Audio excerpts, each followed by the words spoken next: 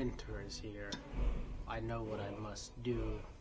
What do you mean you know what you must do? You always say this, but you never tell us. Oh man, chill. I'm just gonna be brewing some mead. I'll show you the real mead. Alright then. Yo, what's happening, guys? Welcome to a brand new mead making series.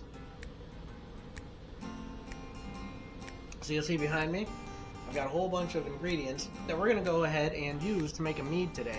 So I really enjoyed when I did the Skyrim Meads and Meals.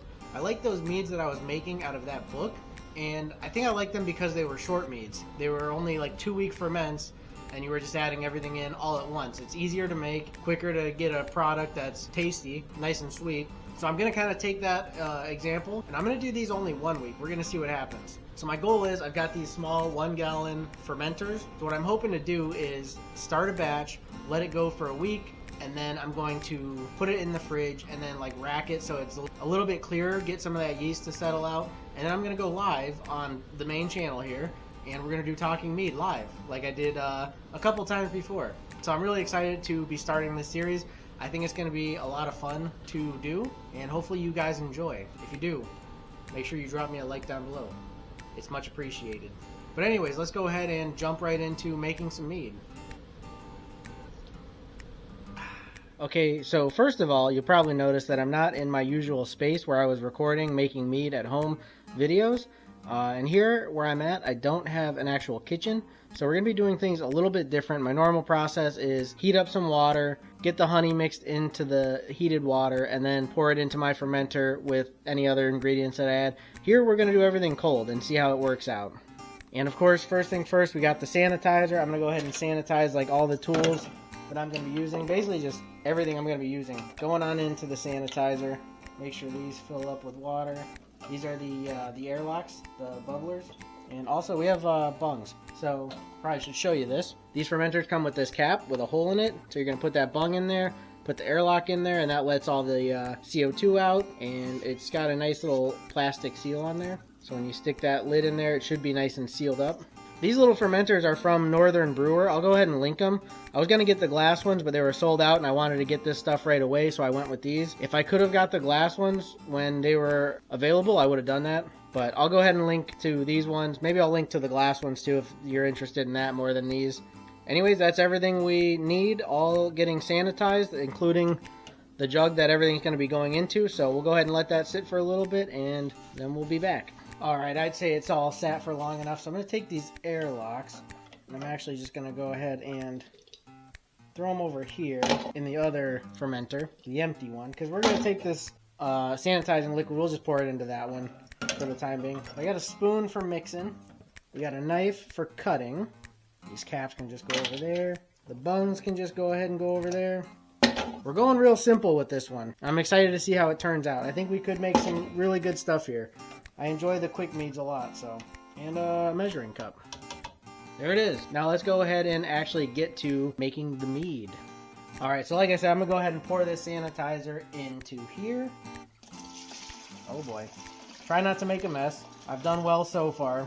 And this one, because it's now sanitized, we're going to go ahead and make the mead in this container here. This one we can let sit. Let that stuff kind of sit in there. I don't think I'll need the sanitizer again for anything. I'm thinking about it, but I always just save it. You know, it's easier to just pour it into another container. One thing I am going to go do real quick is set this honey in some hot water to get it kind of breaking up a little bit. That's something I usually do. It helps to be able to pour it. This is the star thistle honey. I've used this in a lot of my meads, but it's been sitting for a while, so I'm thinking it might be kind of hardened up. So we're going to go ahead and just soak it in some hot water. And of course, while you wait, you know what I must do.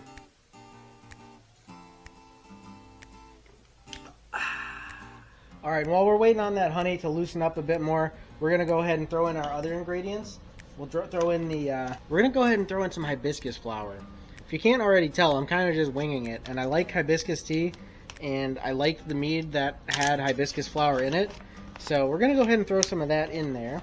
And as for measurements, I'm going to kind of measure this, I guess. I don't have anything like specific in mind that I'm like reading off of or following. I'm just gonna throw 1/4 of a cup in there. It's more like a 1/3 cup, but whatever. It'll be good. I'm just kind of going off memory, what I remember from the Skyrim Meads and Meals videos, and I'm throwing those things in there. So we got rose hips also. I know I like the mead that had rose hips, so let's throw some of that in there. Holy fudge, they're going everywhere. These things are hard. I don't know what the hell they even are. What the hell is even a rose hip? I don't know roses had hips. And how the frig do you get them all dried out like this? Anyways, I'll like throw an actual quarter cup of that in, I guess. Bam, rose hips. And I'm going to go check on my honey. Alrighty, so for the honey, we've got some warmed up honey here. And I'm going to go ahead and throw in 4 cups. So this right here is a single cup. I thought this was a 2-cupper, but this is only a single cup. So we're going to do 4 of those. Still a bit tough to pour. It is pretty thick. Anyways, 1 cup going in.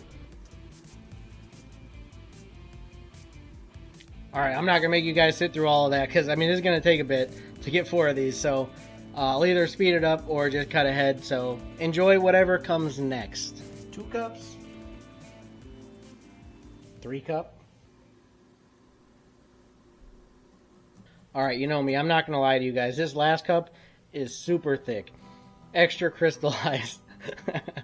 This honey needs some more heat because it is wildly thick. But let's go ahead and dump it in. So kind of the reason why I heat up water and mix the honey in with the hot water, because it helps break it up. When you do it cold, it's a little bit trickier.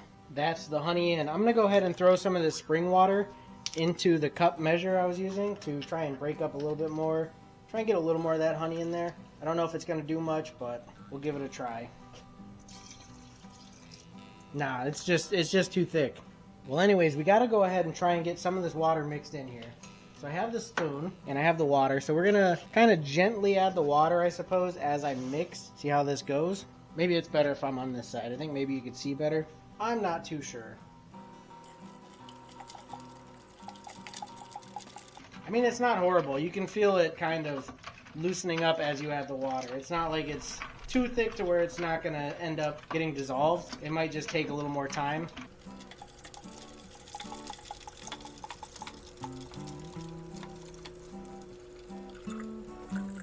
There's the gallon. I guess these were 1.4 gallon fermenters, but I'm only doing, well, I mean, it's kind of good to have a little bit of extra room, because with the honey, I don't know what the actual volume is. It's a full gallon of water, but I don't know, once you add 4 cups of honey, how much that's adding to it, so it's good to leave a little extra room, give it a little headspace. And honestly, that was way easier than I was expecting. I mean, it's pretty much mixed up right now. But I'll continue to mix it, make sure that honey gets real nice and dissolved in there. And we'll check back in the next step. Okay, this was pretty cool. I was mixing it up and you could see some of the, I think they're the rose hips. You could see some of that red kind of like dispersing out of them. So I think this is going to have a nice red color to it with the hibiscus and the rose hips. But there's one final ingredient. The secret ingredient that none of you would have ever expected. Huh? Tell me. Did you ever expect that it was going to be an orange? No freaking way. So I'm going to go wash this off. We're going to cut it. We're going to squeeze some juice in there. And we're going to drop the whole orange in there. And that will be it. Alright, so here's my thoughts on the orange situation. I'm just going to go ahead and do one of these numbers. Right? Slice it in half. Because the main thing we want in there is the juice, right? I mean, we can add the whole thing and let it soak. But we're going to go ahead and just squeeze the juice in there. Because that's the main thing we really want. Oh, I'm actually like splitting it. That's wild. Okay. So I guess it just got another cut right now because I split it. But yeah, let's squeeze all the juice we can out of it and then just set it in there. Same thing with this one. Squeeze it out. And it's splitting as well. Alright, we got 2 pieces here.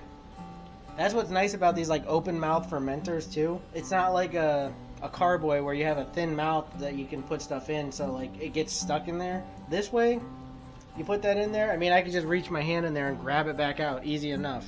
Let's give that a mix. We got a nice orangey smell going on. Those rose hips are putting out their little red flavor there, whatever the heck that is. I see it. I keep seeing it like disperse out a little bit. Could also be the hibiscus. We got a couple red things in there. I have a really good feeling about this. I feel like we're going to have a nice flavor out of this thing. As for yeast, we're going with that good old Lavlin D47. That's the usual. And I'm only going to add half a pack because these are small batches. So half a pack for this one, half a pack for the next one. It seems to work out well that way. I guess the bigger problem is that how much is actually half a pack?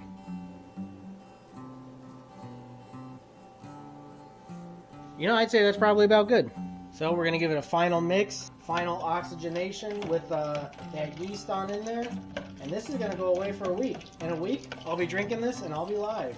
All right, so I'm gonna go ahead and seal it up. We're putting the cap on. That should be sealed right there. And final thing, we're gonna go ahead and throw our airlock in. I forgot about the bung. You gotta put the bung in first. What the fudge was I thinking?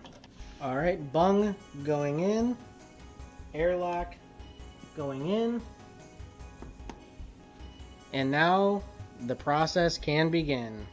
Alrighty, well anyways guys, that's it for today's mead. It's all here ready to go. I'll be monitoring it throughout the week, and next Friday will be a live Talking Mead. I will be trying this out live, chatting with you guys, so make sure you join me for that. Mark it on your calendars. But anyways, thank you guys for watching. I hope you enjoyed this one. If you did, hit that like button, that helps me out a bunch. Subscribe to the channel and turn on those notifications so you don't miss out on future streams or videos. If you want to help support the channel, we got cool merch going on. I got these hats, shirts, as well as beanies for the winter, which it is now winter. And another great way to support is to become a member. It's only 99 cents, and that will get you a bunch of cool perks. So check that out if that's something you'd be interested in doing. But anyways, guys, thanks again for watching, and hopefully I'll see you in the next one. Peace!